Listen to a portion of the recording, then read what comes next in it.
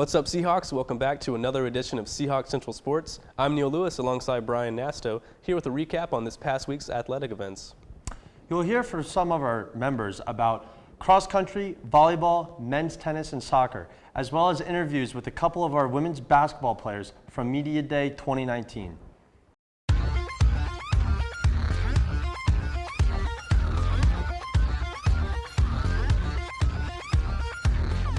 We'll kick it off with Media Day. We had a great time getting to know a few of our members of our women's basketball team, as well as catch up with our seniors. Jessica, what did you focus most on when trying to improve your game this off-season? Definitely my shooting and playing from the mid-range, because I'm a little bit undersized, so I definitely need to be able to work from the mid-range more. Attacking the basket, foot speed, change of direction, and stuff like that, because everybody looks at me as a shooter. So for my last year, I just want to do something different. I wanted to prove a lot. I improved a lot on my mid-range. I did really good on that. Rebounding, getting in shape, more conditioning. I kind of got hurt this summer, so I've been transitioning back into rehabbing and everything, but I've been looking pretty good, so that's all I can ask for. Definitely my footwork. Coach Martin tells me all the time that I need to correct it down in the post, so I've been working a lot on that, and definitely conditioning. And what's your go-to pregame playlist? R&B, always R&B, slow songs. It depends. I love R&B on game days. I know a lot of people think that is hilarious, but I love R&B on game days. So 90s will always get me in the game mood. Just hype music that gets me excited and pumped up. For sure, rap. Yeah.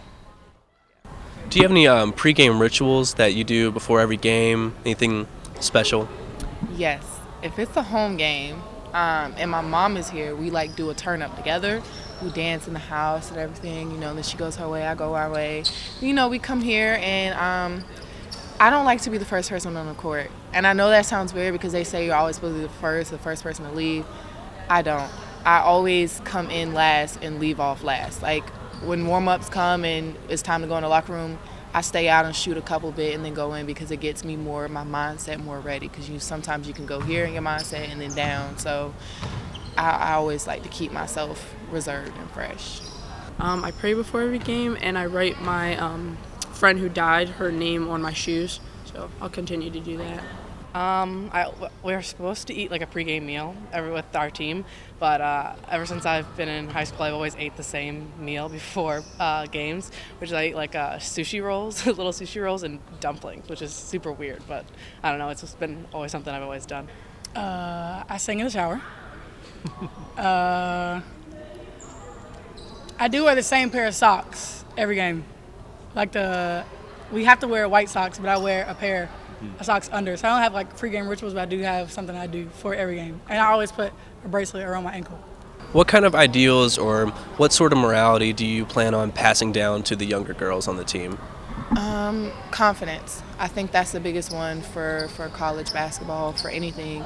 You have to have confidence, and coming in, everyone has this typical idea of freshmen, be scared, be shy in, and don't go for something. But I wasn't like that my freshman year, and I want people to know that you could come in and be tough like everyone else, even if you haven't been here. Or you can come in with the greatest confidence there is, and I want people to know that about whether you're a freshman or sophomore. Just being a positive leader, being there for the new people, especially the freshmen. They're learning the new system, getting used to everything. So just being that leader on the court, on and off the court, and just communicating with everyone, making sure everyone's on the same page so we can have a good outcome for the season. The men and women's cross-country teams traveled to Raleigh late Friday to compete in the Adidas Cross Country Challenge hosted by NC State University. Junior Evan Jones led the Hawks by coming in 33rd against the field, with the team finishing 7th overall out of 10 teams with 201 points. The Lady Hawks finished 6th with 196 points as Summer Owens led the team, finishing in 42nd. The Seahawks will continue with their schedule on Friday, October 11th, when they head to Charlotte for the Queens Royal Cross Country Challenge. The Hampton Inn Classic kicked off Friday night for the women's volleyball team against Drake University. The Seahawks took a commanding 2-0 lead early on before Drake started a rally to take the next two sets and force the fifth set. From there, the Seahawks offense caught fire to tally 8 unanswered points, led by freshman Katie Lance with 4 kills in the period. Lance and junior setter Bryn Montgomery each tallied triple doubles, and the Seahawks needed every bit to defend their home court.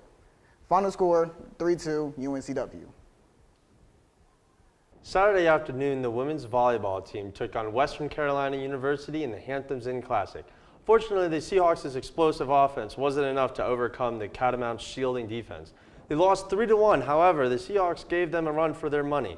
Notable performances on Saturday came from Madison Peters, picking up 15 points for the Seahawks. Additionally, junior Anna Wiseman posted a career high of 26 digs. Lastly, Katie Lance set up her team with 24 assists on Saturday. They look forward for next week as the team opens up the CAA play on September 26th at James Madison. Good luck, girls. The Volleyhawks ended their home tournament on Saturday at 5:30 with a quick 3-0 win against North Carolina A&T. UNCW was paced by Bryn Montgomery and Madison Peters, racking up 8 and 7 kills respectively. The girls are sitting at 13-3 on the season so far, and they'll travel to face James Madison University on September 26th. Men's soccer recorded their first CAA win against the Blue Hens of Delaware on Saturday, September 21st. 2 of the 3 goals came from Danny Reynolds, his first 2-goal game of his career so far. The Hawks' third goal came from a 25-yard shot from freshman Colton Pleasance, which was his first goal of the season. They'll face Campbell next in Buies Creek on Wednesday, September 25th. UNCW's tennis team was well represented in Durham and Macon, Georgia this past weekend, where our men's tennis competed in the Duke Invitational Tournament and in the Mercer Gridiron Classic.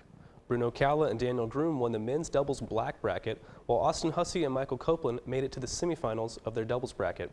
In Georgia, Cole Grosch and Dylan Gooch secured the second place in the A-Flight doubles bracket. Next, men's tennis will play in the Oracle ITA Masters Tournament from September 26th to 29th. Well, that'll do it for us this week. Be sure to check in every Friday at 3 for a brand new episode of Seahawks Central Sports on our Facebook and YouTube pages at UNCW TealTV. Be sure to follow our Twitter page at TealTV_sports on more updates on live athletic events, and our Instagram page at TealTV_sports to recap on events that you may have missed during the week. That will do it for us this week. Be sure to tune in next week for another edition of Seahawks Central Sports. I'm Brian Nasto. And I'm Neal Lewis. Just remember to be real and keep it Teal. Remember to be real and keep it Teal. Remember to be real and keep it Teal.